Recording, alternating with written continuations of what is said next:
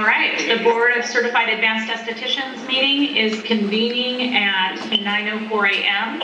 on February 24th, 2021 at the Health Licensing Office in Salem, Oregon, and by telephone conference call. I will now call roll. Christine Knapp, here. Mary Nielsen, here. Rebecca Covey, here. Jan Paquette, here. Gordon Trone, absent.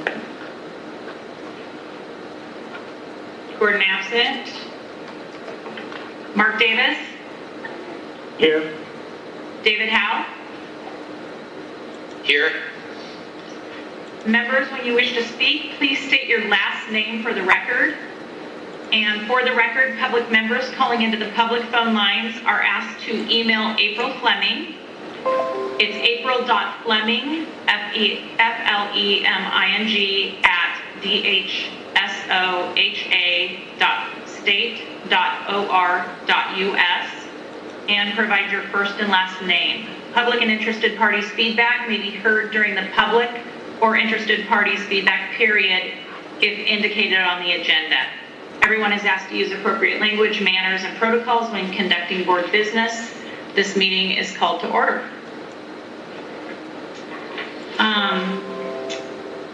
Sylvie, shall I just continue down the list? Sure. Great. Should we start with the approval of agenda, or should we start with the public interest feedback? No, start with the approval of the agenda first. Okay, and give me a little grace here since this is my first time leading this meeting. I move for approval of the agenda. No, somebody needs to make a motion other than the chair. The chair cannot move a first or a second. So one of the other board members would need to make a motion, and then somebody will second it. And then once they do that, they can do a roll call. Great. Paquette. I move to approve the agenda. Are you on, Cynthia? No? Okay. Thank you, Paquette. Second? Nielsen. I second that. Nielsen seconds. Thank you very much. And we'll take a vote for approval. Right, so you just go through a roll call, and everybody has to say either yay or nay. Great. Christine Knapp, yay. Mary Nielsen? Yes. Rebecca Covey? Yay. Jan Paquette? Yay. Are we assuming Gordon Trone is going to be absent for this meeting? Yes, he Yes, is. and you don't need to call his name since he's not here. Okay. Mark Davis? Yay. And David Howe? I'm non-voting. Okay. Yeah, you don't have to, he doesn't have to vote for all the votes, but. All right. I'll take him off my list. So the agenda has been approved. Sylvie, would you like me to move on with the reports, or? Okay, so the director's report. Christy, Yes. this is Nielsen. I wish to publicly declare for the record, I own an advanced aesthetic school licensed by the Higher Education Coordinating Commission as a private career school. Although no one is required to attend my school, I may have the opportunity to financially benefit from a person who enrolls in my school. I also wish to state that for the record, I have written a textbook that was independently selected by the American Board of Laser Surgery, the organization that administers the Oregon State Board exam for advanced estheticians, to become licensed certified advanced estheticians as a recommended resource for study for the exam. 3 additional resources for the exam were also independently selected by the American Board of Laser Surgery for the exam. If someone opts to use the book that I have written as a resource for the exam, I could financially benefit. I received a 1099 for $227.86 for royalties on the sale of this book. All right, noted, and thank you for that information. Director's report. Okay, so this is Sylvie. Just a few little things. We've got some new staff. They're obviously, you can't see them, especially if you're on the phone, But we do have 2 new frontline staff that have started, so we're now at full capacity on the front line, trying to diligently work through the individuals coming into test. We're still closed to the public and open by appointment only for testing. And then Bob also has 2 new inspectors. One person started already in December, and one person will start at the 1st of March. So still short for Bob on an investigator, but we're slowly getting all of our positions filled. Other than that, we'll talk a little bit more about legislation later that specifically relates to you guys, but one of the things that we can talk about when we get to that is all the bills and changes that the office will incur if the bills pass, but we'll get into that when we get down there. But if you don't mind, I'll just move right along to the next section, which is the licensing and stats. So in your materials, you have the standard charts that show. We have, Yeah, sorry, what? I'm sorry, I do have a question.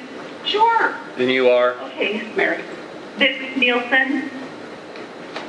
I know that the office is closed to the public and exams are by appointment only.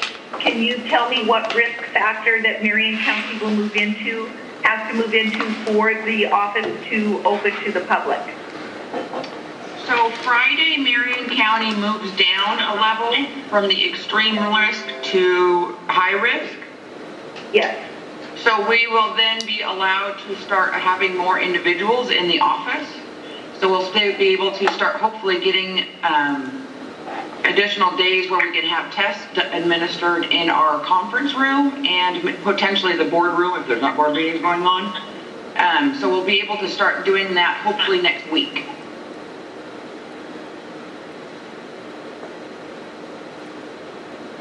Okay, do you have an idea of how many extra people will be able to come in? We still have to work out the logistics of that. I would say probably we'll be able to test an additional 25 people in that room a day. Okay, thank you. That's very helpful. Yeah, and we'll, so Tina is working on that. So we'll get the logistics of it all worked out, and then Heather will start contacting the individuals to start scheduling that. So it'll start moving here pretty fast. We're working on it this week to try and get it scheduled for next week. Thank you. You're welcome. Okay, licensing stats. So the first one shows the licenses issued and the renewals processed, broken out by quarter. If you have any questions, just chime in and I'll just keep going. Next slide shows the long-term trend of license activity, broken out by quarter, so it's an average for that quarter. Next slide just shows a snapshot in time. So as of February 22nd, when this report was ran, it shows the age and gender, and I've said this before, but individuals do not have to declare if they're male or female, which is why there's three genders. Next slide is a new slide that you've not seen before. It's the exam statistics, and down for 2021, the quarters are slightly wrong. So you can see there, quarter one is blank. That where it says quarter two should be quarter one. And quarter one of 2021 is actually July, August, and September of 2020. So that's for the 26 pass, 6 fail, and those are about attempts, not people. Because obviously a person can take the exam. If they fail, they can take it again. So an average of a 74% pass rate, which is pretty standard. Any questions on the exam pass-fail? Because that's a new stat that you guys haven't seen before. Okay. Thank you. I think this is really valuable. You're welcome. All right, next slide is the financials. Again, broken out by those weird fiscal years.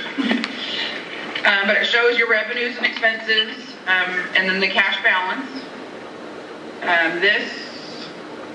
We'll talk in a lot more detail about the legislative bills that potentially could move or abolish this board and move it within cosmetology. If that was to occur, this money would go also. If you guys end up staying separate, obviously the money will stay separate. But that's where, so this financials could be moved if those bills pass. Next. Neil Wilson. Yes. Neil, again, I'm sorry. Can I ask another question? Why, so I'm looking at the expenses that went from July 2019 to July 2020, but then current. Okay, never mind. I got it figured out. Thank you. You're welcome. So the next report is the regulatory report. Bob, if you want to unmute yourself, you're up next. Hi, good morning, everybody. This is Bob Bothwell for the record. So you may recall from our last board meeting, there was 3 biennium on there. We whittled it down to 2, and currently we're showing the 17-19 biennium. Have a total of 18 complaints received. 3 of those remain open, and mathematically 15 are closed. Currently we've had 1 complaint, and that complaint remains open here in the 19-21 biennium. Any questions?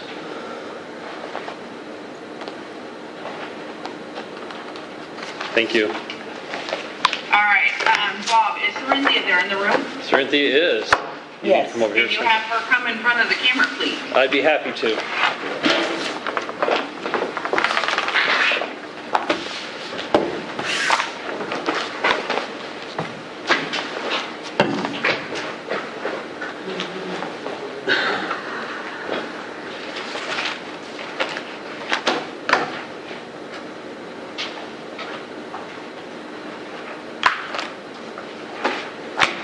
Oh, yeah, Chair.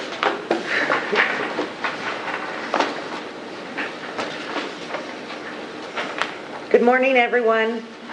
Good morning. Cerinthia, you want to give them a quick update on what you've been doing with the examination, please? So at the last board meeting, the board had requested that I continue moving forward with creating a proprietary examination. So what I have done is created the examination blueprint, the blueprint mapping, and I am writing questions with the content that is within the current rules to cover the curriculum. And so I'm just moving forward. We won't be putting any of the pertinence in regards to the certain modalities and such, dependent on what the legislature does. So I have tentative things written just in case, depending on where they fall versus cosmetology versus certified advanced aesthetics. So anyway, I am moving forward on the examination as you requested. Thank you, Cerinthia. You're welcome. Does anyone have any questions? No? No? Staff here. My only question is this something we'll get to review, and then can we help facilitate if there's something in there that we see as like potentially missing or a red flag or something valuable? When will we have that opportunity? Oh, absolutely. I'll be forming a committee of individuals from the educational institutions. There'll be 1 individual from each educational institution that will be on that committee. They'll prepare the final examination, look at all the questions, make sure they're happy with the makeup of the examination before presenting that to the full board. So you will have the final say in that.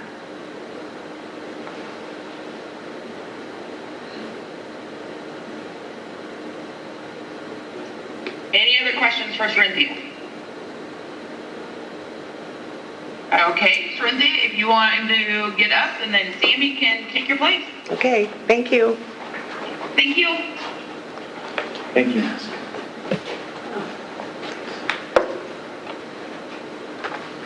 Morning. Okay, so I have a kind of several things. Some of it you probably know about, but we're just going to go over it for the record. Sylvia in the Health Licensing Office chose to extend out the limited waiver on enforcement for certain aesthetics procedures through June 30th in waiting to see what happens with legislation. This has been sent to all estheticians, advanced estheticians, put in the Northwest Stylist, and put on the web. So if people have questions, they email me or call me, and I help clarify for them. And on the document, it kind of gives them a procedure on how to present testimony, things like that to the legislature, so they have those options to go and give their opinion. So, any questions on the limited waiver?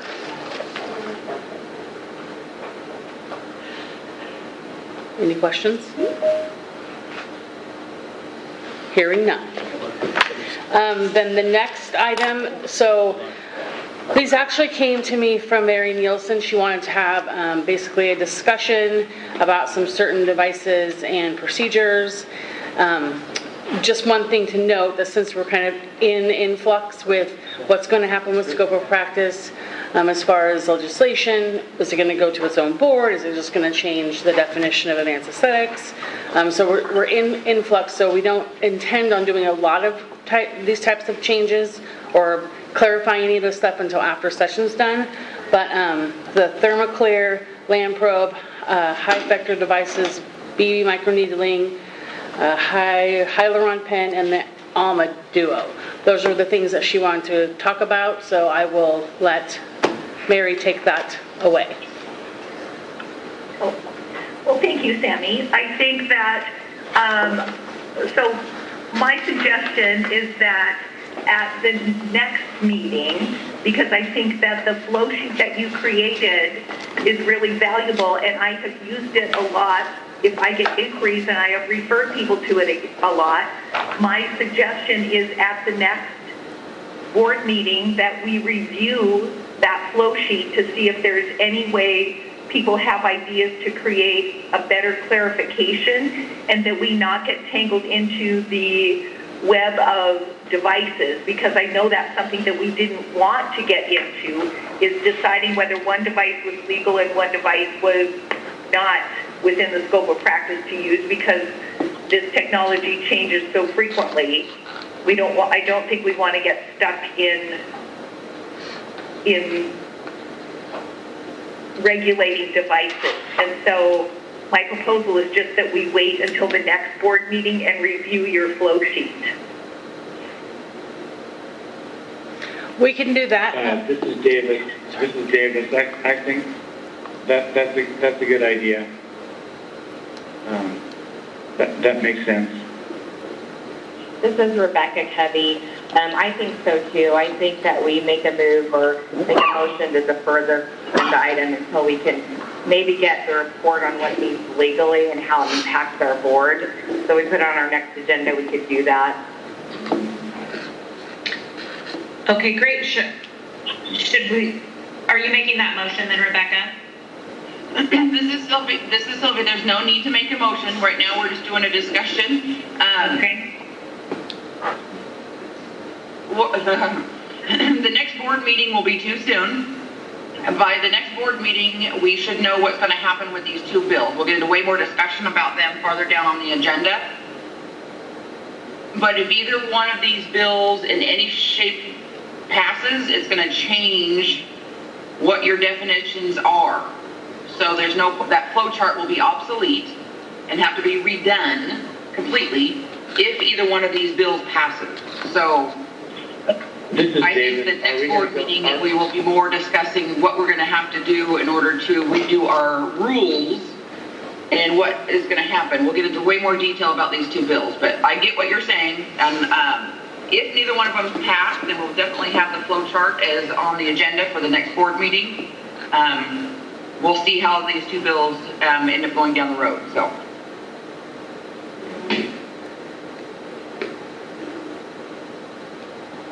Mark, did you have something? So we're going to discuss this evidently in more thorough detail, which is good, I guess. Yeah, and Dave, it looked like you had your hand up, but now you don't. Is there something that you wanted to say? Well, no, I'll defer it till later. Thank you. Okay. Now here, so it sounds like we'll bump this back to a later date. Yeah, so we'll have to either, so it's one of two things. So at the next board meeting, you'll either have the flow chart that we can go through and work on, or we'll have a long, lengthy discussion about rules because of one of those two bills is passed. So we get what you're talking about, so it'll kind of depend on what happens with the legislation. Okay, so should we move on to the COVID-19 status update? We can. Sammy, is there anything else that you had? Not on this, no, not on this. Okay. Yeah, well, the COVID-19, well, we kind of covered it already because Mary asked the question when I was doing the director's report. Again, we're open by appointment only for the exams. Hopefully Marion County gets changed on Friday. And so next week we will be able to start hopefully administering more exams to individuals and try and get caught up. Because we're obviously way behind due to the fact we limit how many people can be in our building, due to the fact that all state offices are supposed to be closed except for by appointment only. And then we can't, with the new risk level, it changes some of that and allows for us to be able to have more people inside our office. So that was about the only thing I was going to give an update on, but I already did it. So let's move on to legislation. So, Sam, you want to go through the report and then before we get into the details of the two bills? Yes, so you got sent the legislative summary. There's some various bills that we're watching, probably 4 that would impact you in some way. One is we could be getting the genetic counselors board, is that right? Something like that. And then it's just a program. It's not a board. And then 2970, which would basically change the definition of advanced aesthetics and make some changes to how aesthetics is written and add some things in their scope of practice, which we'll get into more later. 2971, that would abolish the advanced aesthetics board and move advanced estheticians over to the Board of Cosmetology. And then the last one, which really wouldn't affect you too much unless you were switched over with Senate Bill 7 or House Bill 71. HEC, Higher Education Coordinating Commission, HLO, worked on a bill together to have the Board of Cosmetology approve the curriculum rather than having the Higher Education Coordinating Commission. We've been working with staff at HEC to make sure there's a smooth transition if and when the bill goes through. It was collaborative, so I don't foresee any issues, but that one will be require rulemaking and that kind of stuff for the Board of Cosmetology. So if you were to move over, then that would affect you as well. It would actually essentially work how advanced aesthetics works now. So we look at the curriculum, we approve it, the board sets what that's going to look like, and then the schools are just licensed through HEC and are in charge of educational design rather than the content. So, how was that? So I guess we'll just start with 2970.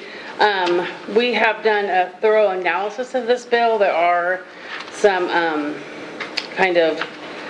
what has seemed to happen is if 2970 was to pass and 2971 were to pass at the same time, they would basically intersect with each other and not make any sense. One would be abolishing legislation, the other would be changing what's being abolished. So we've been working with the Oregon Estheticians for Fair Licensing on new language and just kind of working through how we administer things at HLO and how it would work best to move forward.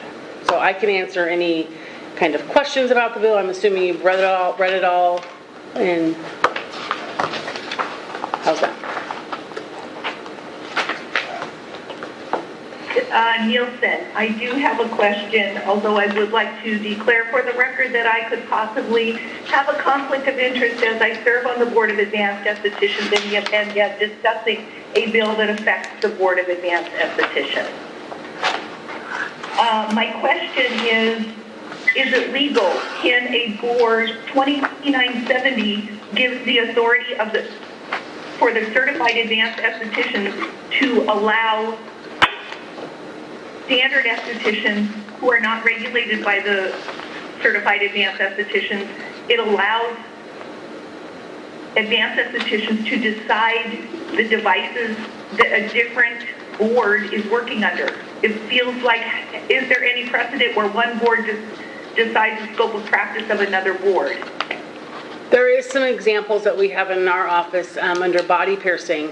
Any genital piercings has to be reviewed and basically approved loosely by the Oregon Medical Board. So they actually haven't made any, hard and fast statements, but we have to work with them whenever making regulations about genital piercings. So yes, if they said no, we would essentially have to look at that and see if it would go that way. So, I mean, if the law says we have to do it, generally you have to do it. Is that a good answer? This is Rebecca Covey, and I just want to disclose too that I may have what is at most a potential conflict of interest due to my role as a certified advanced esthetician and a business owner in regards to talking about this legislation. But I just want to know that in these conversations that HLO is having, are they also inviting other stakeholders such as certified advanced estheticians to participate? In the meetings that I've had, there have been both regular and advanced.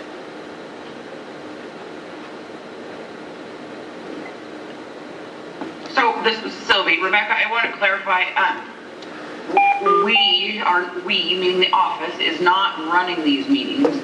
That group, what was it again, Sammy? Oregon Estheticians for Fair Licensing.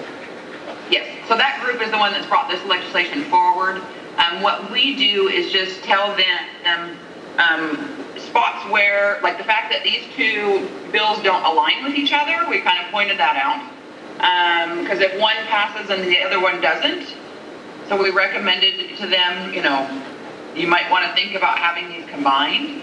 And then we'll point out spots like where things don't make sense, or if they're missing a reference somewhere.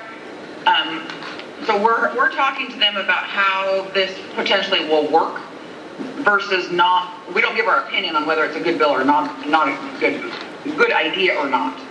So if that's what you're meaning, Rebecca, and I do believe you, Sammy can email you if you want it, the information for that group, so that if you do have some input as a person, as an individual advanced esthetician, not as a board member, then you're welcome to contact them and give them your opinions on the stuff, or to get information from them, or to understand their thought process on why they came up with certain verbiage versus something else. But it's not the office's verbiage. Does that make sense? So Sylvie, yes, but I think the CAEs really need to be invited to the table on this, because every CAE, including myself and everybody that I know that has come to me about it, has basically been blocked from that group if they're a CAE. And so it's very difficult to be invited to the table in the conversation when you can't get into the group and talk to them. Gotcha. So I think then Sammy can email it out to all, she can email it out, do an email blast to all licensed advanced estheticians that says, hey, these two bills are out here, here's a link to the website, here's a link to where it talks about how to go and testify, whether you're against it or not. So just because you're not involved in that group doesn't mean that you as individuals don't have a right to testify the legislation and to know what's going on or to give your opinions. And do know that there's amendments that are planned to come out that will change some of the language. But Sammy can make sure and email that out to all licensees, because all licensees should be very aware of what's going on, because it is a pretty big change. And so I'll make sure she's doing that. She's nodding her head. She's giving you a non-verbal yes that she'll do that. So Sylvie, then, and you guys will be inviting the CAEs to these meetings that you're having with this group? We don't have any, Sammy has had a couple of telephonic conversations where she has explained what she has said in it. So she has emailed them our suggested changes, like the fact that, you might want to combine the two bills because if one passes and the other one doesn't, then you're going to miss stuff. And then they'll call or set up a meeting with her so that she can articulate what she typed in that email because they're not understanding what she's saying. So those are the kind of meetings that I'm talking about. We don't get to talk to them about what they do and don't want, as in changing verbiage. We say, if this is your intent, this is what it's going to do. If that's not what your intent is, you might want to do something different. Yeah. So it's more those kind of meetings. Basically, educating them on how text and verbiage would administratively work if a bill passed or didn't pass. This is Nielsen. Has this had a legal review, an HLO legal review, so that we know we're not going to be getting into an adverse situation like we were with when the legislation passed with the Board of Cosmetology in 2019? So this is Sylvie. For one, the legislations, the person who actually typed up these bills is an attorney that works for the legislator. So that's the legislative attorneys that write it. Doesn't necessarily mean that it will work within our office. So then Heather does, and she is on the phone with us right now. And so Heather did review it again, just to make sure that it works within the structure. We stay out of the policy discussions. All we talk about is this word, does this word do what you intended it to do? Or you missed this statute. If you're going to move everything from advanced aesthetics and incorporate that into cosmetology, you need to review all of cosmetology's statutes to see where any advanced aesthetics information or numbers need to be added. So that kind of review, and Heather did help Sammy with some of that. Okay, this is Nielsen. I'm just thinking that the legislation, the advisory board, right, the Rules Advisory Board met for 5 meetings, came up with a language change. It was implemented, and now we're still in a problem. So I would like to make sure that any other implementation of any other legislation does not send us down put us in further trouble. Absolutely, absolutely. And that's, and that's why, we pointed a bunch of things out, about the whole, and so you actually have a copy of the bill. So in them, they did take out the food and drug, and the FDA device thing. They're adding in intended pulse light, all that stuff. So I would highly recommend that you guys make sure and keep, because you can do this as an individual. You can participate with legislation as much as you want as an individual, and you can say, I'm Mary Nielsen, yes, I'm on the board, however, I'm here in my own capacity. Here's my opinions, here's what I think will work and what won't. And that's what we want you to do, because you guys are in that field. We as an office have no opinion on a bill. We just work on the language and make sure that it is written to where we could actually implement it. And David, it looks like you have your hand up. Did you have something you want to say? You're on mute. Yes, thank you, David Howe here. I just noticed in 2971 it talks about membership, the new membership. If CAE Board was brought into Board of Cosmetology Board, and it says about having 5 members, adding a 6th, which has to be a certified advanced esthetician, and then it eliminates my position as a non-voting advisory board member. So obviously I have a little bit of concern about that, because moving to Board of Cosmetology means they're still going to be dealing with laser issues, and I think we have value of being at the table to provide input regarding lasers. So that's eliminated, so that concerns me. So I'd register that with you for whatever follow-up. The fact it's heavy, I'd like to say something about that too. I agree with David wholeheartedly, because when we created this board, the whole reason that it was created was for a lot of the same reasons that, what you guys are going through now with the Board of Cosmetology. Because the Board of Cosmetology back in 2014 did the same thing, where they proposed to ban estheticians from using lasers because of consumer safety. And so what I'm concerned with is the consumer safety, especially with taking the FDA approval out, because then that negates our HCC standards. And then, David would be able to weigh into this quite well as far as what that then does for consumer safety. And so, a big reason, if you go back to history, is that Forever Young chain that had all of those violation issues and consumer and health and safety problems due to these unregulated use of these laser devices. And, we really, in the beginning of creating this board, we did want to place it under the Board of Radiology, because they are very good at this. This is what they do, and they understand it.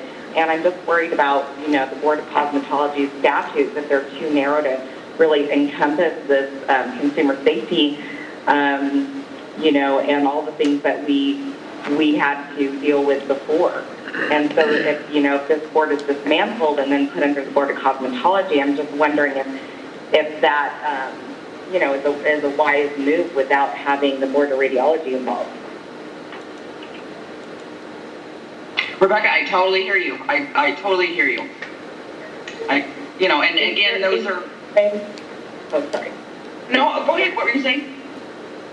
No, I just was wondering if there was a way that we could get the lawyer involved and, get a legal impact statement on this, on how this affects our, our budgets, how it affects, all of these things.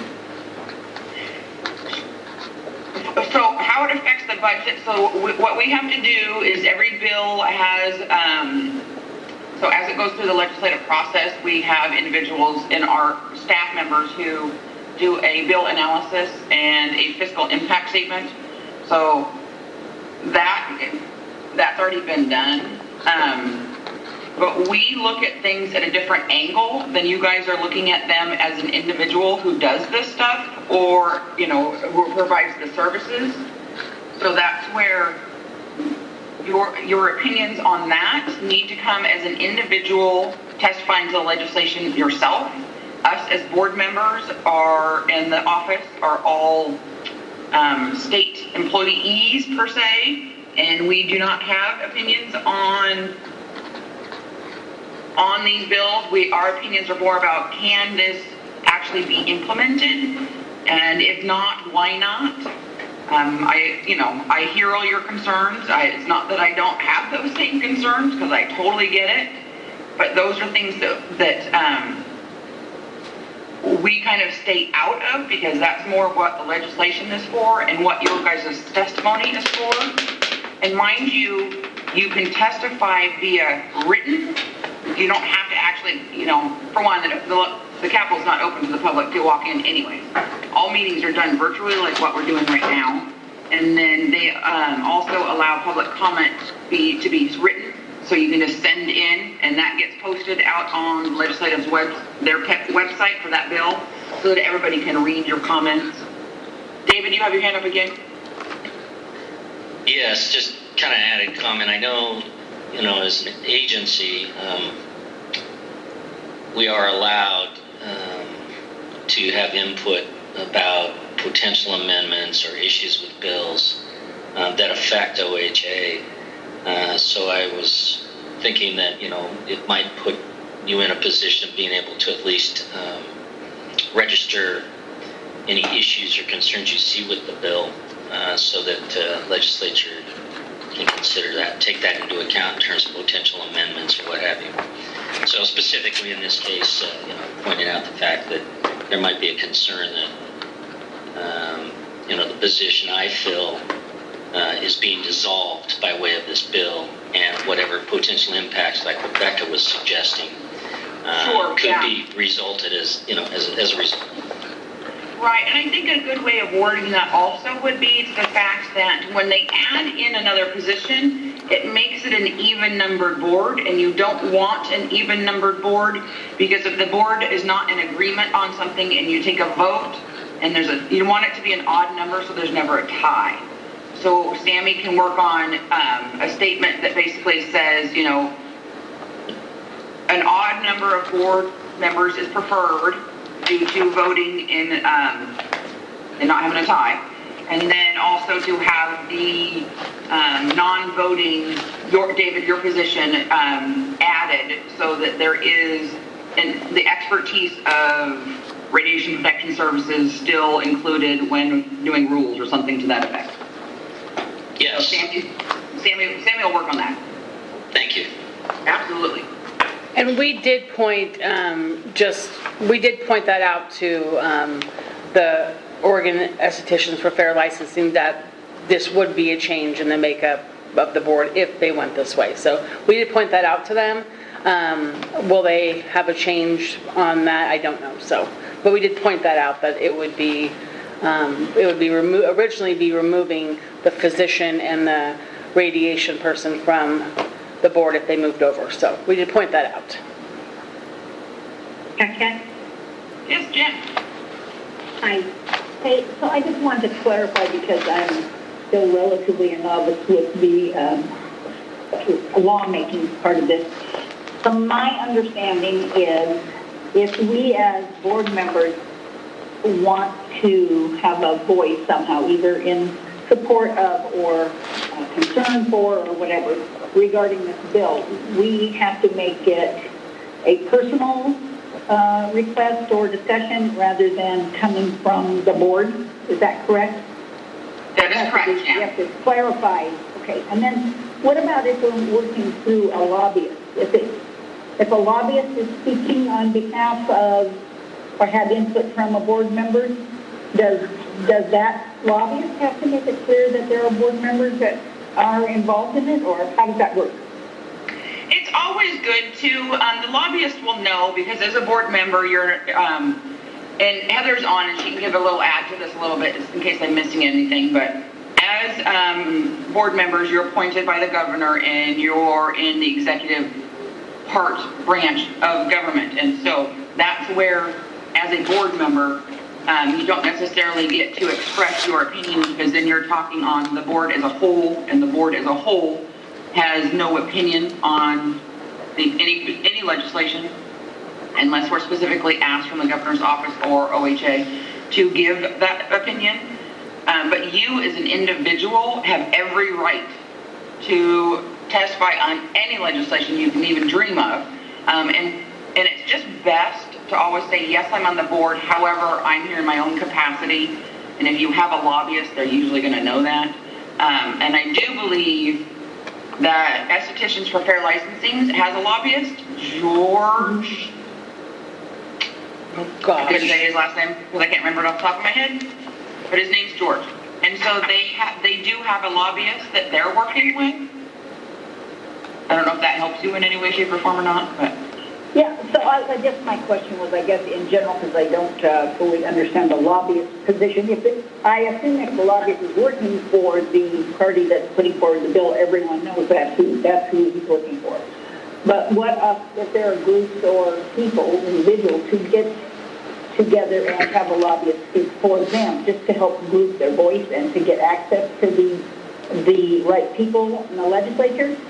So they choose to have a lobbyist. Does that lobbyist tell the legislature when they speak to them that some members of the board are behind this as well as, representing? I mean, I don't understand how that works. How do they know, or do they need to know? So you're talking about, does the lobbyist know? Does the lobbyist have does the board member, if there's a board member who is speaking through a lobbyist, like the people who put forward the bill. Let's say there's a different lobbyist taking an opposing position to the bill. If some of the people who are supporting that lobbyist are us, board members, do they make that clear? Just so we don't accidentally get into a loophole and say something as an individual that might be misinterpreted as a board member discussions, or vice versa. Yeah, it's going to be best if you make sure that that lobbyist knows, and if that lobbyist is going to be speaking on your behalf, that you make sure that it's clear that they are speaking on your behalf as a licensee or as a physician or whatever it is, or as a consumer, whatever, but not as a board member. Okay, that's my question. Thank you so much. Absolutely. Yes, David. Oh, sorry. No, it's all right. Sorry. For those of you who are on the phone, you can't see us, and so we have a little thing where we can raise our hand so that then you know when. That's why I call on David, because he has his little hand raised. So, and I think that was Rebecca. So I'll go to you next. Go ahead, Dave. Thank you. In this case, I don't know what the circumstances were for initiating House Bill 2971 in terms of combining, if you will, two boards. What's the vehicle for the Board of Cosmetology to express its opinion regarding the value in doing this, plus or minus, and likewise for the Board of Advanced Estheticians, if they, are in favor of or not. How does that sentiment, how does that message get to the legislature in consideration of whether a bill should be moved forward and passed or not? I understand the idea of individual testimony and qualifying yourself as testifying as an individual, even though you might be a board member of one or the other. But I mean, from a, is there any mechanism for Board of Advanced Estheticians through its board chair to testify on behalf of the board as far as whether this would be, from the board standpoint, a good move or not? So, the board does not get to have that kind of opinion. The board and all of us have no opinion on whether a bill is good or bad, other than the fact of the language. If you don't have a comma here, then it means this. If you put and here, then it means that, that kind of thing. So whether we think that this is a good idea or not to move advanced aesthetics into cosmetology, as employees and board members who are appointed by the governor and the executive branch, do not get to have those kind of opinions. So I don't have there if you want to step in a little bit, and if I'm not saying it correctly, but it kind of, I get where you're coming from, that you have an opinion on this. It's human nature to have an opinion on it, but there's a little bit difference between you having a personal opinion on it and what our job as office staff and as board members are. Heather, you want to add? Sure. Just to support you, Sylvie, and that's the way I would say it as well, is that there's a difference between what the board itself can do versus what an individual can do. And as an individual, you have that ability to testify, whereas a board can't come together and support the legislation. That's just not one of the things that the board can do, but you can do it on an individual basis. And as Sylvie said, then the appropriate thing to do is to indicate that you are a board member, but you're testifying in your individual capacity. That way they understand that, and that you're not speaking on behalf of the board, because you wouldn't want to represent a board position as an individual without knowing the rest of the board's position. That can get into a lot of difficult issues. So you're there to testify on your behalf, your understanding, your policy choices, but not on behalf of the board.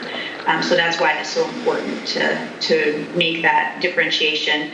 Another thing to be aware of is to not bring in any confidential information that you have as board members, to not bring in any legal advice that you have. If you have an understanding of how things work as an individual, then you would want to talk about your individual understanding. But remember that any advice you've received in the past that's attorney-client privileged, you would want to keep confidential. And you can always ask questions to Sylvie or Sammy about that to get more information, to make sure that you are protecting confidential information if you do intend to testify.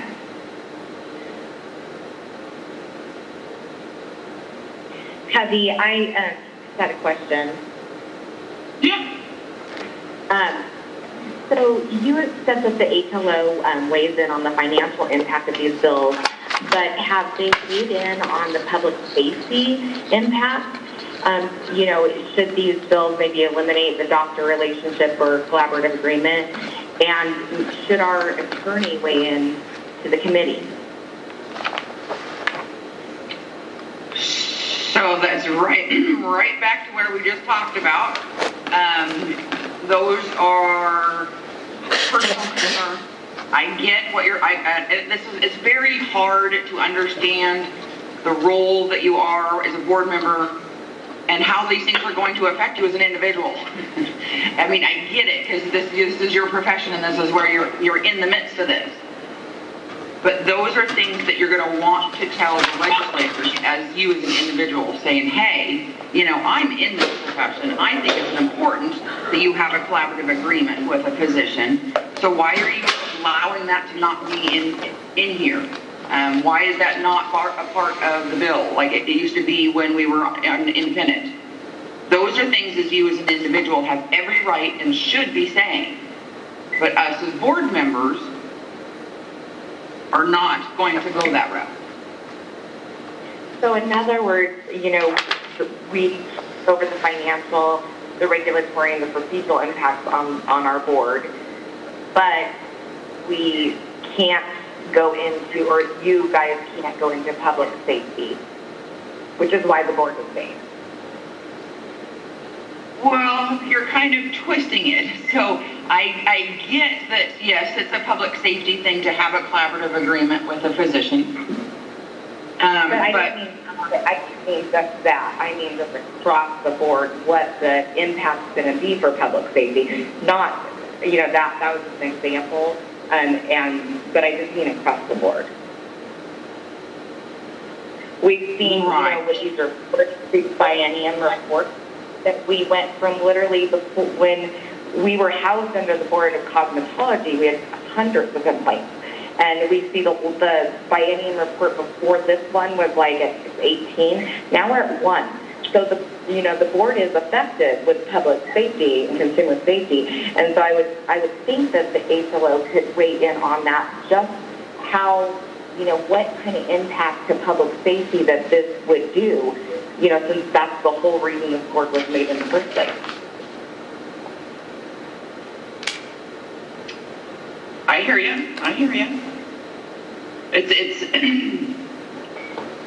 I agree. Can we have the attorneys look into that? Is that something our attorney can do, is look into an impact statement for public safety? Well, so no.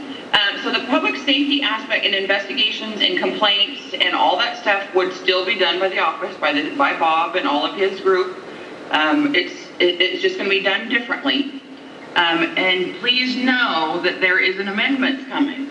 So I know that there's some changes that are being made to both bills. But again, is the executive branch, we are the ones who enforce the laws and rules. The legislation is the one who writes the laws. So hopefully they're having these conversations, and hopefully all of you as individuals make sure that your legislator knows. So another thing is to make sure that you have contacted your legislator and said, hey, here's my personal concerns with this bill, because that's where your voice comes in. And then make sure and testify, because they'll have hearings, and they want both written and verbal testimony. So There's this fine line between what we can and can't be doing as a board and an agency. And David has his hand up again. Yeah, thank you. I see it's sponsored by Representative Noss. Do we have any insight on the motivation for the bill itself? I mean, what was the basis for doing this? Do we know? Yes. Sammy? Yes. So, I mean, as we've seen over the past, well, since 2015, it's been difficult to delineate each scope of practice between regular estheticians and advanced, looping in the U.S.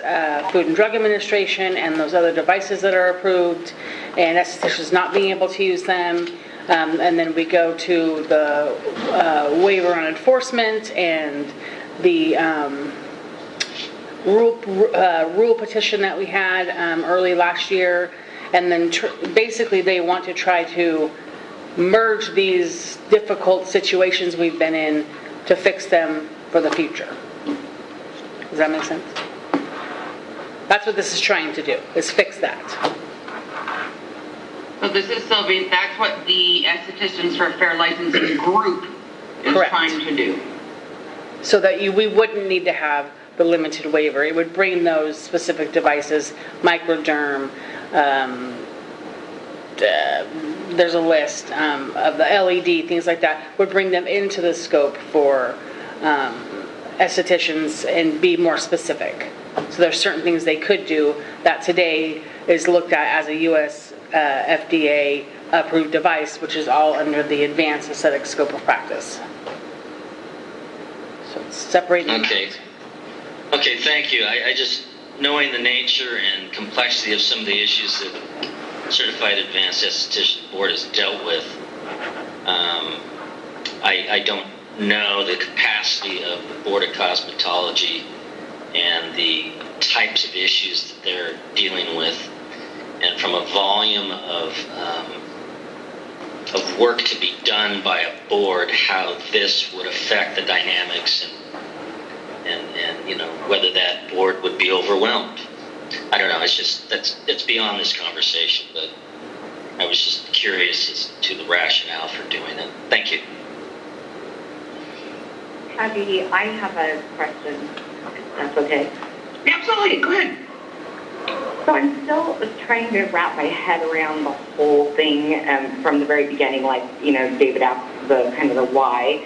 And so I guess I don't understand, because we're talking about, you know, in the beginning about two different boards, and I don't understand why the Board of Cause is considering our statutes when making their rules, because, you know, I think it would be nice to have our board's attorney give like a legal analysis as to why our CAE statutes are affecting the Board of Cosmetology rulemaking, because if you use this logic, you know, barbers couldn't use their barber shoes, and nurses couldn't use the many devices they use, and radiologists couldn't use x-rays. So I guess I maybe don't understand, but how this came about.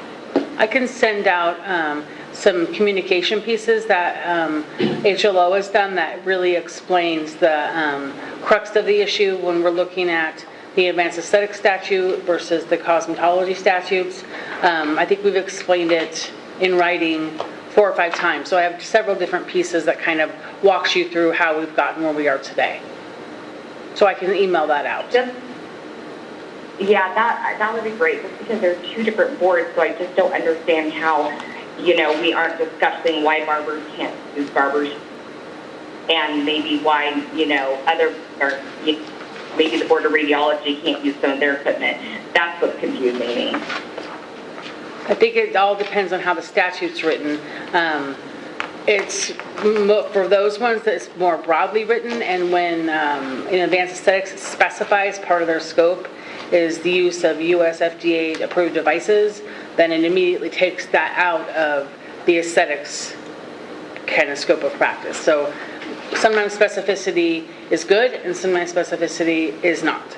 So in this case, that's what the organization is trying to fix, is removing that, basically that piece. That's where we started.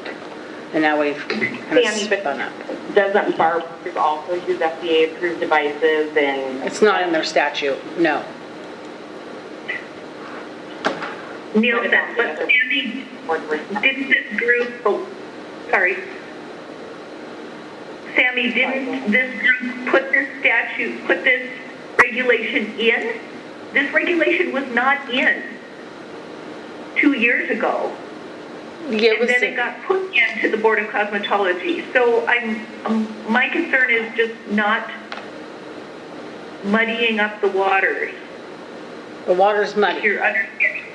Yeah, the water's muddy, but this statute about the FDA devices was not in the Board of Cosmetology regulations or statutes, and then it was added, and that's what gave us the problem.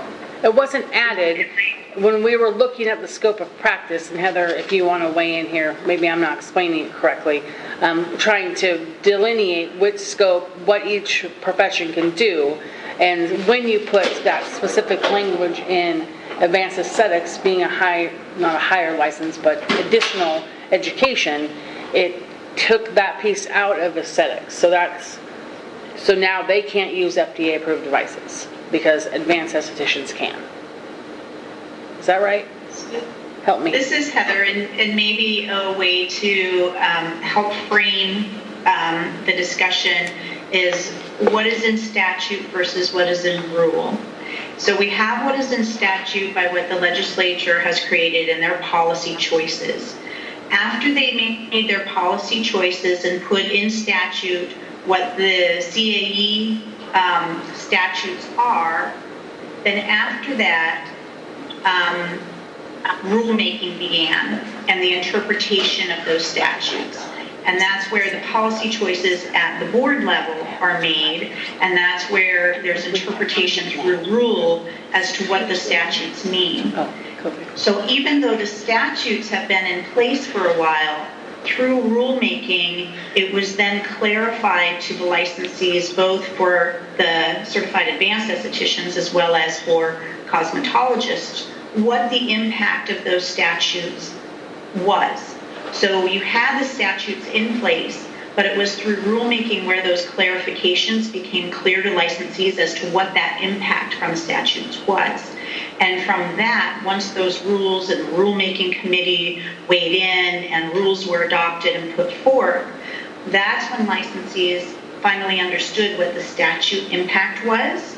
And that's when they started understanding where that scope issue lied, whether it was something that they didn't realize before, something that was clarified to them as to how it was impacting their scope of practice.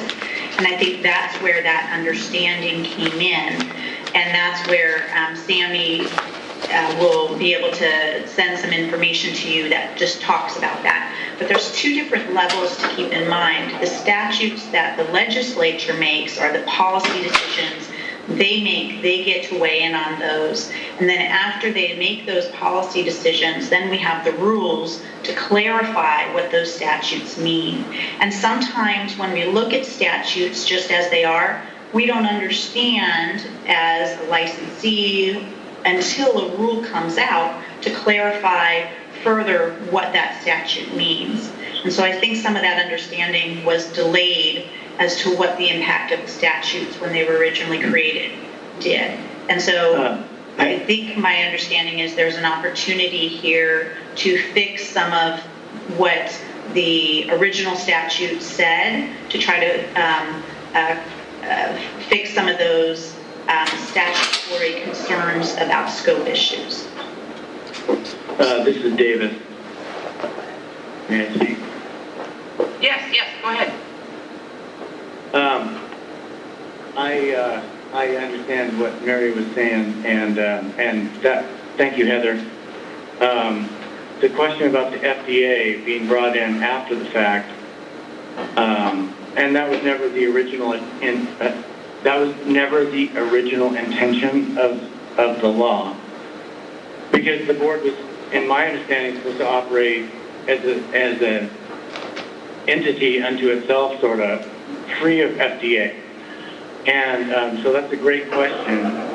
And I believe, I may be mistaken about this, but I think the very first day I was on the board, I think we voted to go under the FDA. And the reason why we did that is just sort of a fix to some of the problems that we had, because, and I understand some of these problems go back very long because, you know, some of the law was contradictory, and so we were trying to find a balance within rules to see if we could just sort of like paper over it or fix it or somehow make it all work. And it just didn't work. So then we said, well, let's just, how about a simple flat fix of the FDA? We'll just go under that, which is not ideal. I'm not saying that any of this, I don't even understand that. Most of the stuff I'm reading right now, I'm going to have to look into this a lot deeper to see what's going on with it. But I think they're trying to fix, I don't know why our board needs to be folded into cosmetology, but, and maybe this is all me not understanding this, but they're trying to fix the law and have a regulatory board that can decipher things independent of the FDA so that we can make determination on devices. Is that correct? Am I wrong about this? Which was really what our board was intended to do. And so we've been sort of mired in some problems here. Maybe someone can weigh in. I don't know. So Mark, this is Sylvie. The FDA device verbiage is currently in law. So estheticians, advanced estheticians, remember we've had this discussion about you have to only use devices that are FDA registered. But then there's always, so, and here's what happened. So you have two sets of statutes, one for cosmetology, one for advanced aesthetics. When the advanced aesthetics stuff, that bill was passed, everybody's looking at advanced aesthetics and advanced aesthetics statutes only. Saying, oh, this will work, it'll be great, blah, blah, blah. As soon as we start writing rules and trying to separate out how the new rules, the new laws, affect your estheticians in cosmetology, is when we really, and that's where Samuel sent out the information again, is when we really started noticing there wasn't a nice clean break between the two, which is why we are not enforcing certain things that your estheticians I'm not enforcing, sanctioning them for doing a practice that they've been doing for years, but the way the law is written says that they shouldn't be doing it because it should be part of advanced aesthetics. So that's what these cleanups are supposedly trying to fix. Obviously, there's way more to it than that, but that's one of the things that they're attempting to do. I personally, Sammy might know, I don't know why they chose to combine the two boards.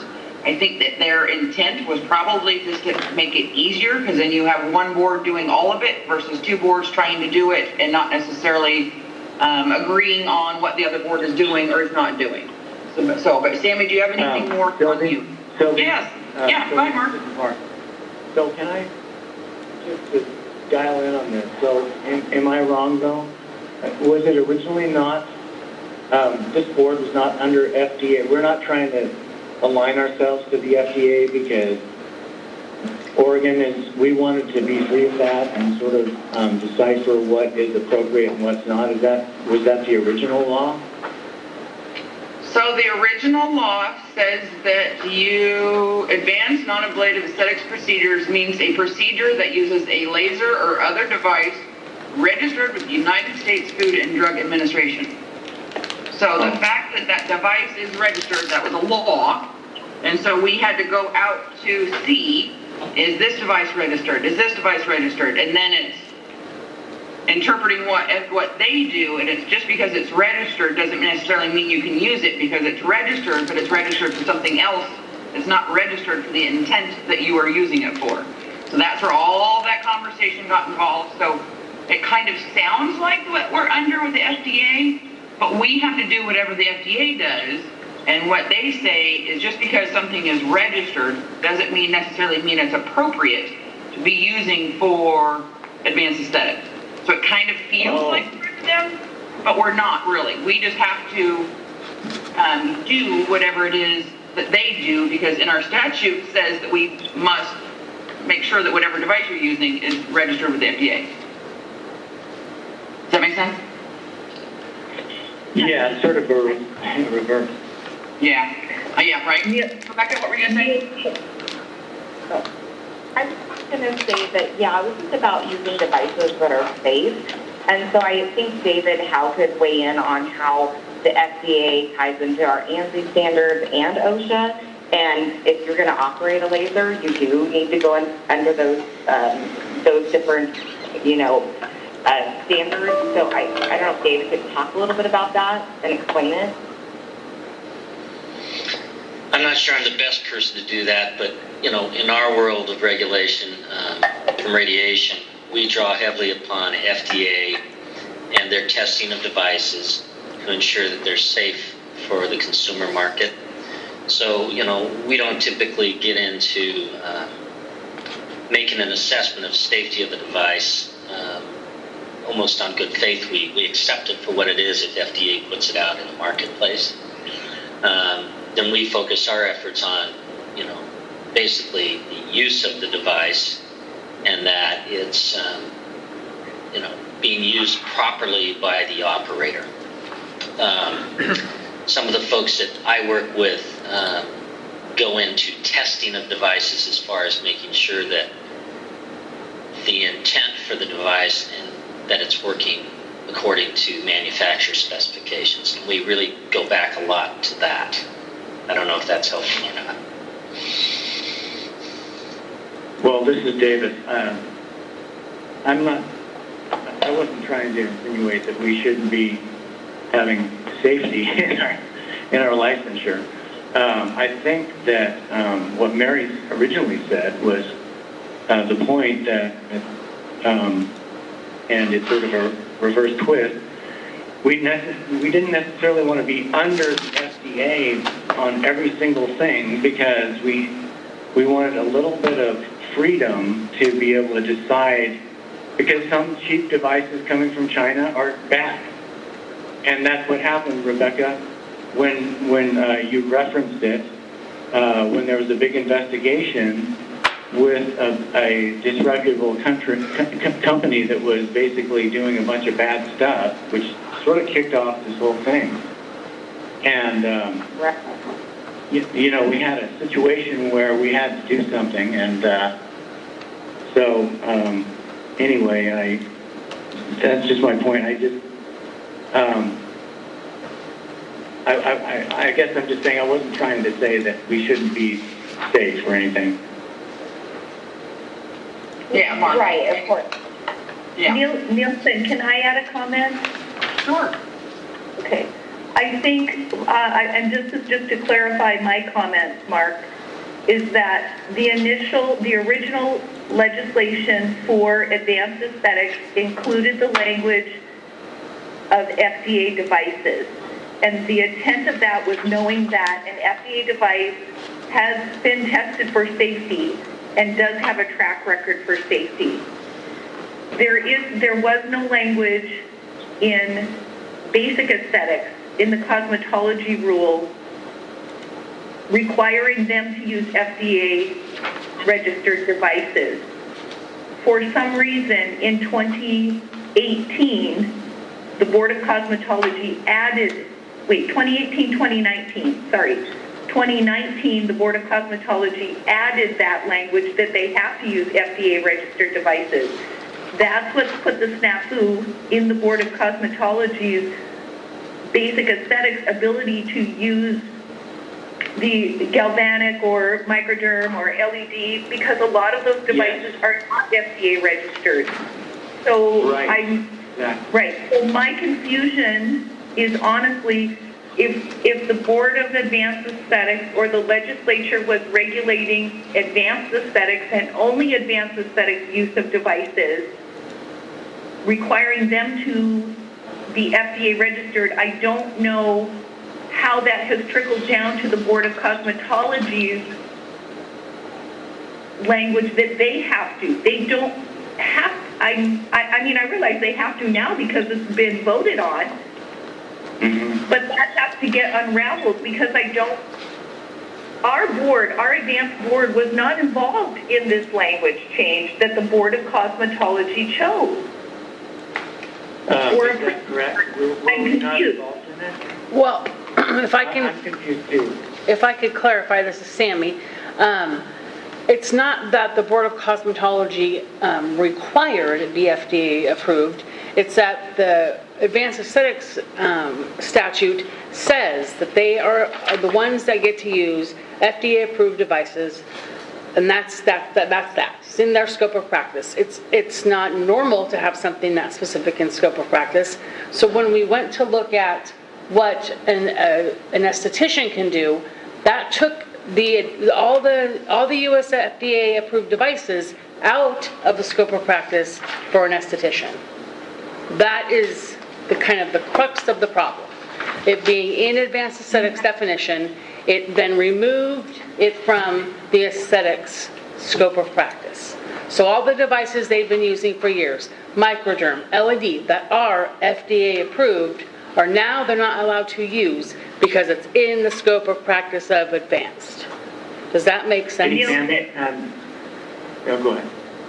I challenge that because I don't believe all of those devices, because then we're going into brand names again, and we get into brand names, and you will find that most of those devices are not registered with the FDA. That doesn't mean they're not supposed to be. If the FDA has said X device does X, then they're supposed to follow in line, and if it's similar, then that manufacturer attaches themselves to something that's already been approved. Now here. I think one point I want to make, because I think we all care about consumer safety first. We all know there's flaws with the legislation. Were you listening? I think some of the concerns have to do with the word abolish. I mean, that's a whole different topic, and it feels collaborative to talk about legislation issues.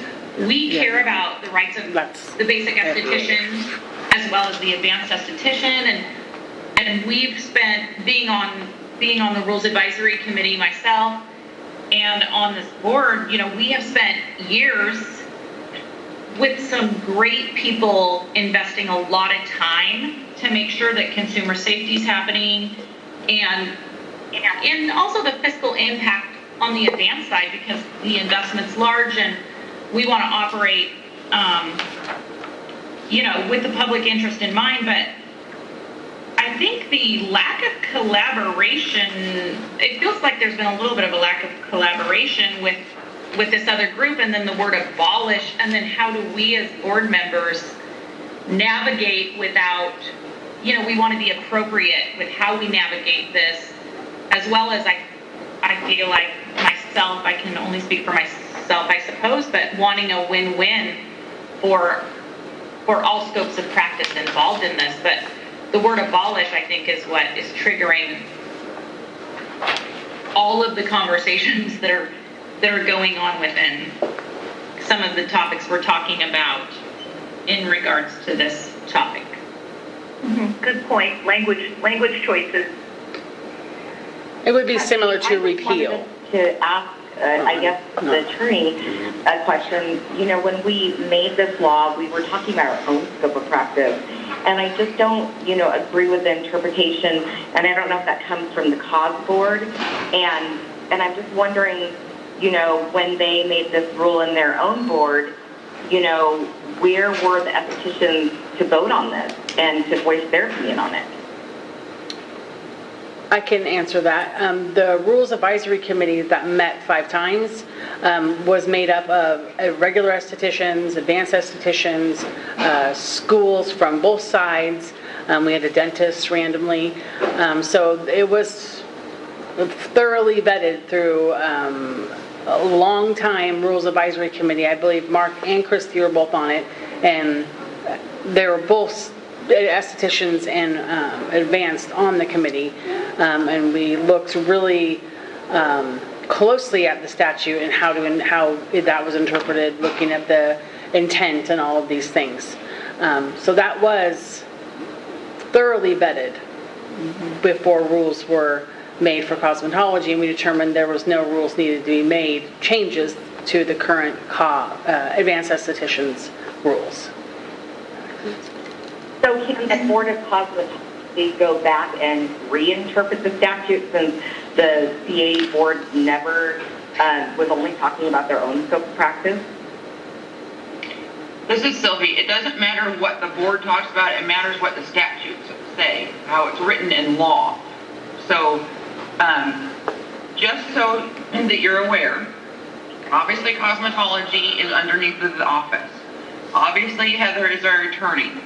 Heather's office works for all 16 of our boards and programs. So yes, Heather knows very well what's the difference between what the cosmetology statutes and the cost statutes, and the fact of how you have to look at both of them and determine what goes where. So yes, that Heather was involved in that whole discussion and that whole entire process. And that's as far as the rules and interpreting the statutes that were put in place through the RAT committee over the past few years. I think one of the questions also was in relation to the initial cost statutes, CAE statutes, and the creation of those. And Sammy, you may be able to speak a little bit to that, but my understanding is at that point in time, there wasn't a lot of involvement in the technical issues from HLO when those CAE statutes were being put in place. Would you be able to talk a little bit more about that? Because they were put in place and then we had to interpret them in rule and their impact on COS. Yeah, I mean, kind of similar to what we do today. We point out things that I think I was able to meet with a group one time on those statutes, but and we would provide information. It wasn't a lot. I definitely met with this organization, Fair Licensing Group, more. So no, we didn't have a lot of input into how things would be looked at from the executive branch in administering the cost statutes. No, we did not. And then we had to interpret them. The RAC and the rules and the interpretation following that. Yes.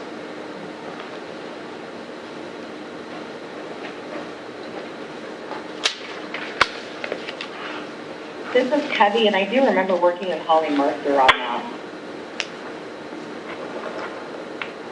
Yeah, that was when Holly was the director. Yeah, that was quite some time ago. Yeah. Well, because I remember we had a group that we were trying to see, because the office has a statute where it can issue a specialty certificate, and so we were trying way back in the day to figure out if there was a way that the office could issue a specialty certificate to an esthetician to be able to do advanced stuff. And we couldn't get the statutes to work. So that's where then a bill needed to go into place. And then obviously the bill wasn't analyzed enough until after the fact. The fact that it was going to inadvertently affect the standard estheticians on what they could or couldn't use. Because until we started digging down and actually writing the rules and doing all the research and that stuff is when that all came to light. So. Hi, this is Davis.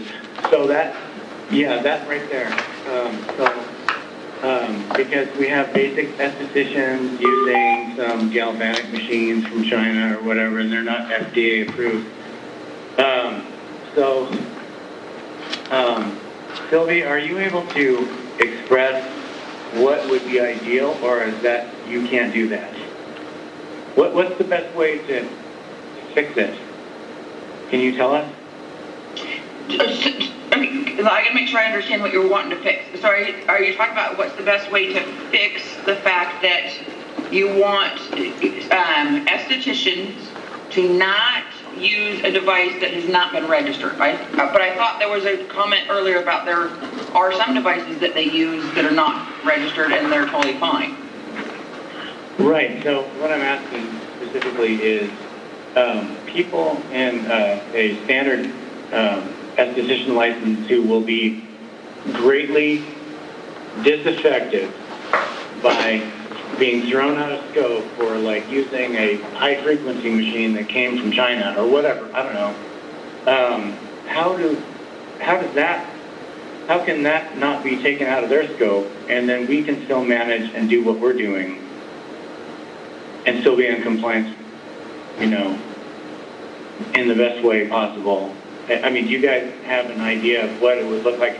Because you're writing the rules and you can see the very fine line of discrepancy of where it's like, oh my gosh, I'm sure you guys are thinking if this was just a little bit shifted this way, it would all be good. I don't know.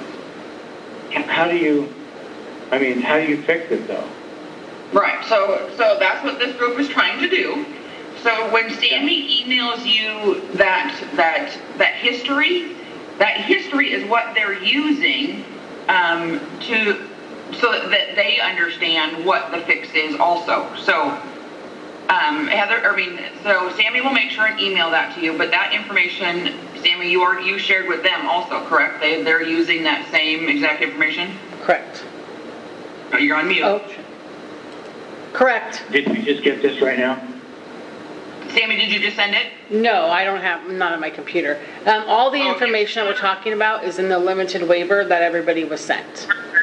Has the history, the background, how we've interpreted the cosmetology versus the advanced aesthetics, how we're fixing it today, which is with the limited waiver, and it also lists the bills that would potentially fix those problems that we're having today. But I will resend that information, and then how you can testify and that kind of stuff. I will resend all that.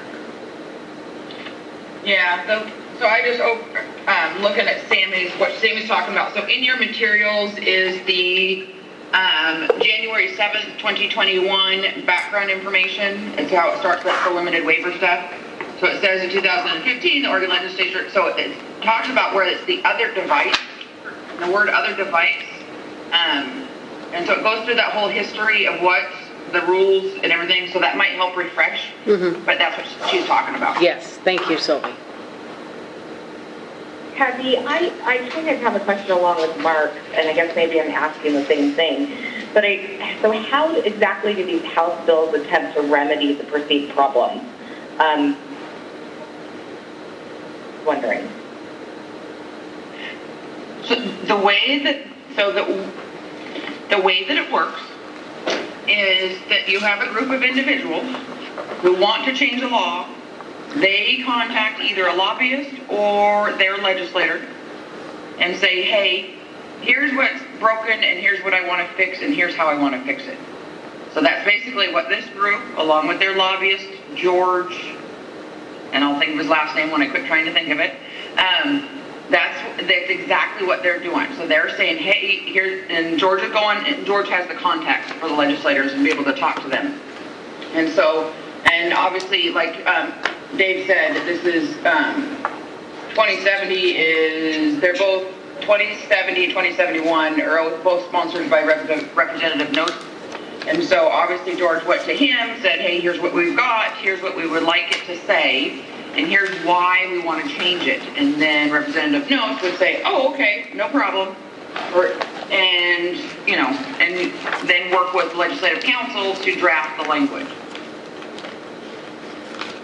Correct, but you had mentioned that, or that we discussed basically that, they did not have input on the first time around, and so now they're trying to work with this group and give more input. So I'm just wondering how it's going to resolve this regulatory problem for the future, kind of like what Mark asked.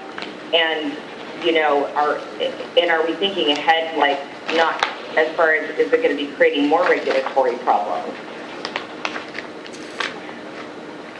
Well, hopefully it would not create more regulatory problems, because that's what we're all trying to avoid. But I think, so in 2070, so 2071 is the one that abolishes the board and moves everything over to over cloud. That's what you guys have all been talking about. The other one is 2070, which is the one that's trying to, quote, fix the issues. And that's where it says, they're going to change it to where it says advanced non-ablative aesthetic procedures means a procedure that uses a laser, an intense pulse light, or other device for non-ablative procedures performed on the skin. So it takes out the FDA and it adds in intense pulse light. So then so that doesn't have the FDA issue in there anymore. Then, what? Go ahead. Oh, so is our attorney that represents all of the boards, are you concerned about just the safety impact of this, the public safety impact? Because just going back again to the beginning where, you know, the Board of Cosmetology did a temporary ban on the use of lasers that estheticians were already, performing back in 2014 because of the fact, like Mark mentioned, these scandalous places that were using, equipment from China, which is quite different from, what we're talking about here with estheticians, with the machines that they want to use. But are we then creating another problem because, all of a sudden now we're no longer going by ANSI or OSHA standards because we're not putting the FDA language in there? Is that creating another regulatory problem for anybody using a laser? I don't think so, because your rules still say that you need to follow ANSI standards and, have an LSO and all of those things. So you can set safety and infection control standards by law, and then the rule specifies that more, in which you guys have chose to put in ANSI standards. And then you clarified the collaborative agreement and what's a client disclosure form. So all those things can be done by rule, which is how it currently is. Is there a way that our attorney can weigh in on this and report back to us on how this might possibly affect that particular verbiage, might affect things for safety? So this is Sophie. Probably not until we know where this bill is going. So we know that there's amendments coming, so we have included the actual language, the bill itself, so that you guys can read it. But there's going to be changes to that. It's not done. So this is where you as individuals, not as board members, need to be following this and putting your comments in and contacting your legislators, because if you have issues with it, then they can change it in an amendment. And we know for a fact amendments are coming. So this is not the final language of the bill. So it would be a waste of Heather's time to spend time analyzing this bill and giving you advice on how it potentially will affect us if it passes, because the verbiage is going to be different when it does pass. Does that make sense? Now, is there a way for all CAEs to know about this bill? Because I know, I for one didn't know about it until recently, until I think I saw it come across. But I just think that there needs to be some kind of communication. I know I just got the newest magazine, or what is it called, InStyle, and I couldn't open it. It wouldn't allow me to open it. So I don't know if that's what we're using, or if we have any ideas of how to really notify the certified advanced estheticians of what the proposed legislation is. Again, the limited waiver on enforcement, which was sent to all estheticians, facilities, and advanced estheticians, was sent to everybody. And it does include in that all the bills and how to provide testimony. I'll resend it and then maybe highlight in the email what's in. You have to open it and read it to know that, but I can highlight in the email what to look for. Yeah, that would be great. I know I couldn't open the Northwest Stylist, so I sent I can't remember who's taking that over now, but I just sent them an email letting them know that it wasn't working to open it. Yeah, I'll resend the letter.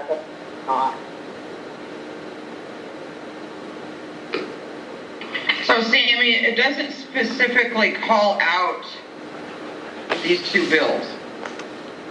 So maybe you could do one that's just specific. Oh, yeah, we didn't have bill numbers. Yes, I can redo that. You're right. Yeah. Yes, I'll add bill numbers to it. Yeah, because you could do one that's very specific to just Senate bill, and maybe the links to those two bills, you know, and maybe put a little information about, you know, keep checking on a regular basis, contact your legislator if you have concerns, you know.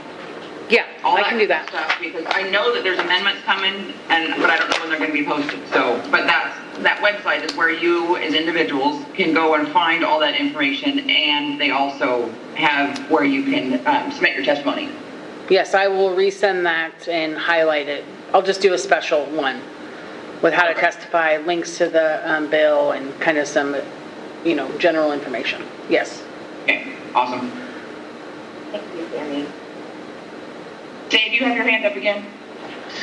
Yeah, I was just curious, so you mentioned about our amendments pending. Do you have any idea the nature of those amendments and whether they might have an effect on this discussion that's taking place? I don't know 100% of the amendments. Until they actually post them, I don't have them. I would assume that the amendments are based on some of our reaction to how the first ones were written and how, like if you're going to move it all over into cosmetology, you need to make sure and also look at statute number blah, blah, blah, you know, because I think in the bill, they did not address all of the cosmetology statutes, and so some things in the current cosmetology statutes wouldn't affect or wouldn't be able to. Advanced aesthetics wasn't fitting into that because they didn't include it in the move. So it's us more knowing here's all the statutes that cosmetology has, which you need to double check all of those to make sure that you are addressing every piece of advanced aesthetics getting moved over. Does that kind of make sense? So that's where some of the amendments, but that doesn't mean that that's the only thing that's in the amendments. Okay, so, I mean, are you saying that your review and comments that might result in amendments could directly address some of the things that the board's talking about today, or not? Or is it independent of that? I don't really know. I don't know what all is going to be in the amendments. That would be that group that submits the amendments, not me, or what they want to change in the amendments. So what Sammy did was communicate with that group of here, you know, they would go literally line by line by line by line. This is what this does. Is that what your intent is? No, that's not what we wanted. Well, what do you want? And then this is how you write it if that's what you want. So those are all the things that we're assuming are going to come in the amendments. But they could have more stuff too, and more people could have also submitted their opinions, and so they may combine all of that into amendments. I really don't know what all is going to be in the amendments. Because our office, did not write the amendments. All we did was give some input to that group on how, the way that they wrote the current bill, how that will or will not affect what they are wanting to do. Okay, so the most timely way for the board members to learn about the bill, because it's kind of a living organism and it changes with amendments, is to use that Oregon Legislative Information System, OLIS. Is that what Sammy may be providing to all the board members, so they have a ready link to be able to plug in, put in the House Bill 2971 and actually go and see the current version of the bill as it goes through version change? Yes. i.e. meaning amendments take place and you can track it and see what's happening with the bill. Correct. Okay, thank you. Absolutely, yeah. And keep asking questions. Sammy and I are used to this. We do this every year pretty much, so. And we know that not everybody does. So we get used to it, and we just know where to go and what to do. And so we obviously forget that not everybody, this is not their world like it is ours every year in February.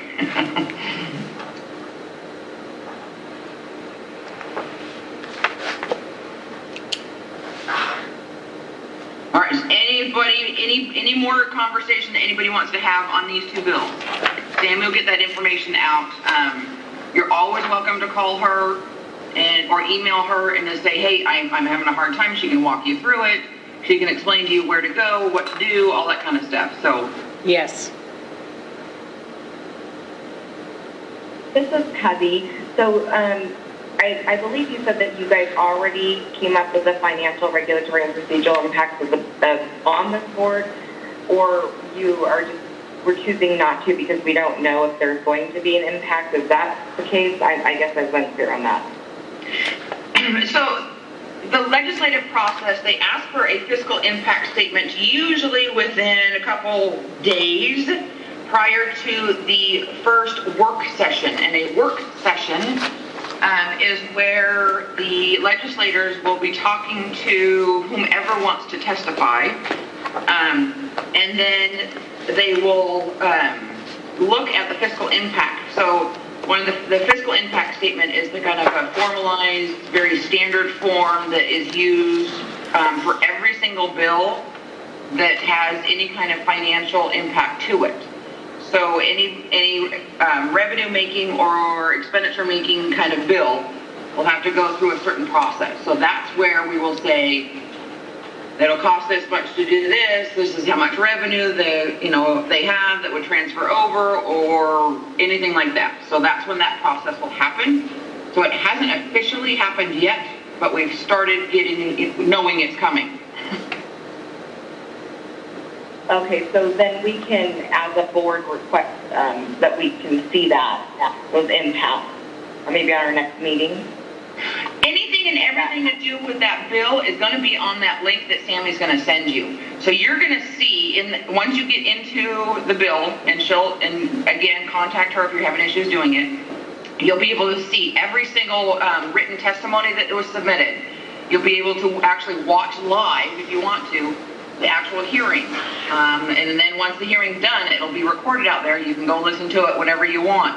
It'll have anything from, it's called LFO, which is the Legislative Fiscal Office. They're the ones who ask for the fiscal impact statement. They post all of that stuff. So every iota of anything to do with this bill will be on that link that Sammy's going to send you. Okay. The thing is they don't do anything, well, they try really hard to not do anything without it all being out public knowledge. The thing is that most people don't know how to navigate their website to be able to find all the detailed information unless you do it on a regular basis like Sammy and I do. So that's where Sammy will send that out. But again, don't hesitate to contact her. She can walk you through it. I mean, literally click by click by click, so that you can get to the information that you need. We're used to that website. Most people are not. And there's a lot of information out there. A lot. Right. I thought it was important because it looks like these two bills are, they could pass, one could pass, maybe the other one wouldn't, or they might both pass. But in that case, we'd still probably as a board want to see how it impacts, budgets, to our board. Right. So. Absolutely, yeah. This is Nielsen. Yes, go ahead, Mary. Do they have to post it with so many days' notice? So what I'm asking basically, how much notice do we have that they're going to be holding this work session? Not long. They'll usually have, let me see if I can even get it up right now. They'll usually have a couple days where they will schedule. I think it's 72 hours till they get closer to the end. Much. And then it goes down to 24 hours. Something like that. And there's also a place where on the website, which I will also link, where you can sign up to get notification of agendas for, like you would sign up for the House Healthcare Committee and the Senate Healthcare Committee. Whenever there's an agenda that comes out, you'll get an email. And then you can look at those agendas and see if your bills are on there. I will send you that link as well. Thank you. Yeah, and that's the best, because then you, for one, you don't have to remember to go do it all the time, and you'll know they do stuff pretty short timing. So I'm right now looking at, what bill am I looking at? 2970. So it had its first reading, which just means that it was acknowledged on January 21st, and it was referred to the Healthcare Committee, so on January 26th. So the Healthcare Committee will be the one who reviews the bill, does the work session, does the public hearing and all that stuff. And as of right now, nothing has been scheduled. So it's not on the schedule for anything. Also on that legislative summary sheet in your materials, there is links to both bills on there as well.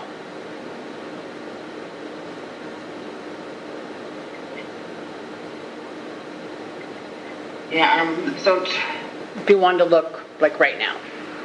Yep, and so House Bill 2970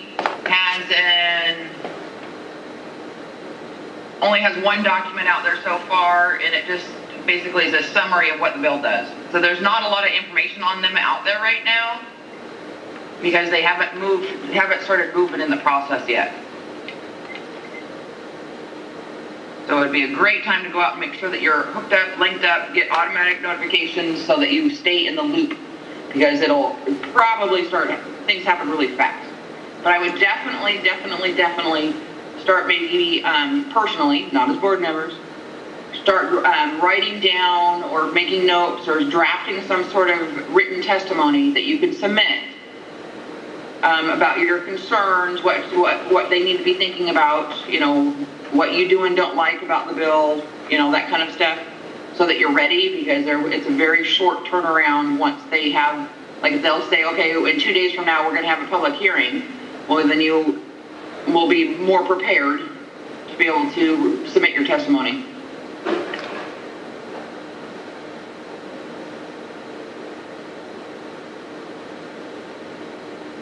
All right, Christy, do you have any more comments or questions regarding 2970 or 71? Can you hear me? Yes, I can hear you. I switched to cell phone. Okay. I do not. Okay. Does anyone And else have anything else? Okay, Jan, did you have any questions, comments that you wanted, anything more on these two bills?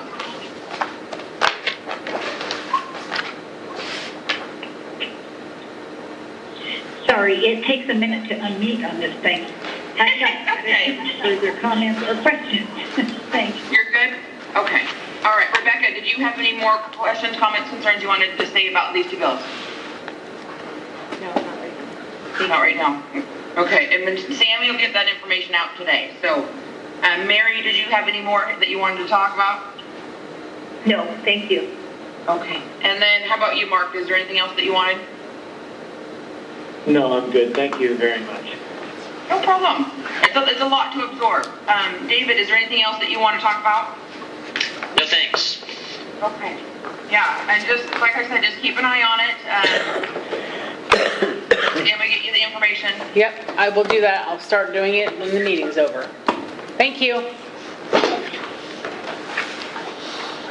All right, Bob, can you see, so we're on the agenda under item number 5, which is public interested parties, and would you see if there's anybody on the phone, and if so, would they like to make a comment? Hi, this is Bob from the office. Is there anybody on the phone that wanted to make a comment?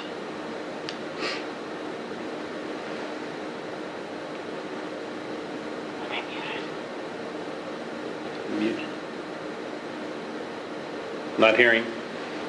Nope, not muted. Didn't hear anybody? Nope. Okay, well then there's no point to do item number 5 if nobody's going to make a comment. So, Christy, you do not need to read your script for item number 5 if nobody wants to say anything. We'll move on to item number 6, other board business. Obviously, I do Senate Bill 2970 and 2971 will be our main topic for quite some time. And then Sammy did make sure to write down the fact that if these two do not pass, then we still need to, for one, we still need to figure out what to do with that limited waiver. So that will be our next, because it's only good, I only have it good through June 30th, because we'll know what happens with these two bills by then.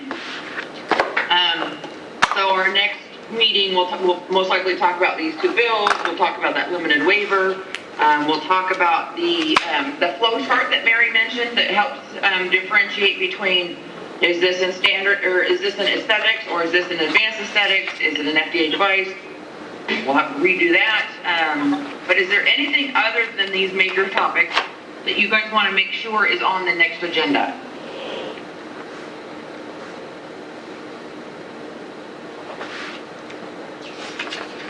Okay. Is there anything more that you guys want to talk about?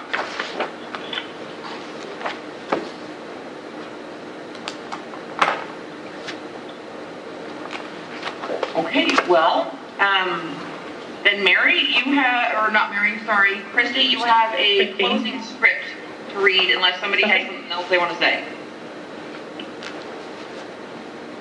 Okay, great. Can you hear me? I did want to speak, sorry. Okay.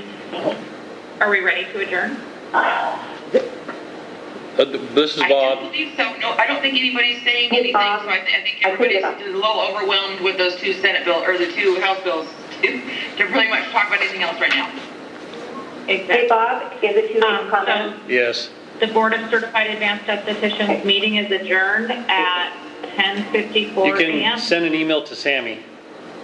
All right, perfect. Thanks, you guys.